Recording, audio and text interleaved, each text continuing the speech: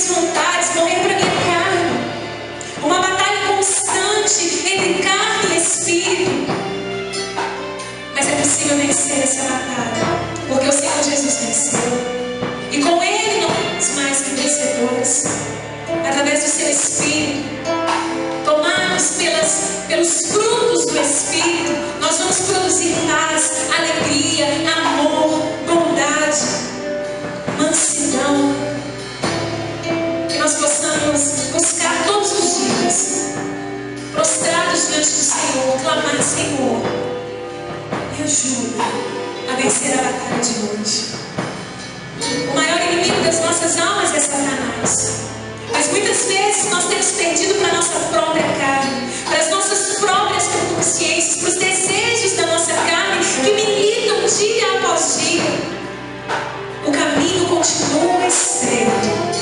E para passar nesse caminho é necessária unidade, é necessário arrependimento, é perder para ganhar. Abrir mão das nossas vontades para fazer a vontade do Senhor.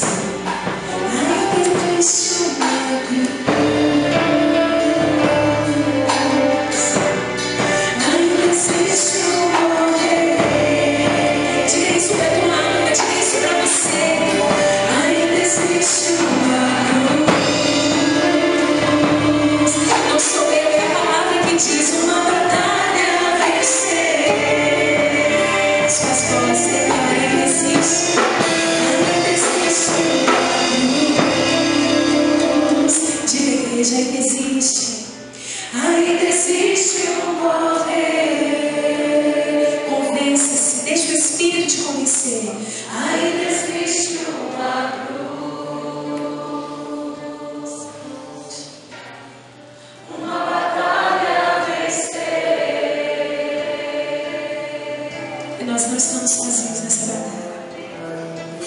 Quando Jesus foi crucificado, o inferno cercou.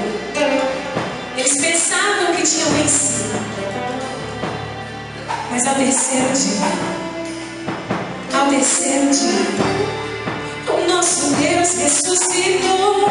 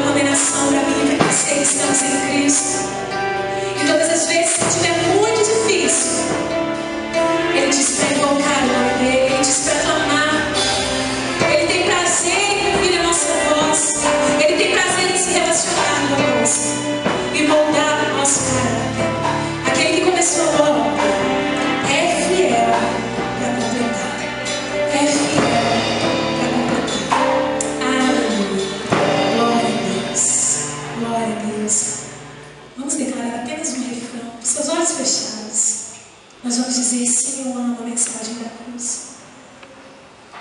Talvez para você é difícil entender,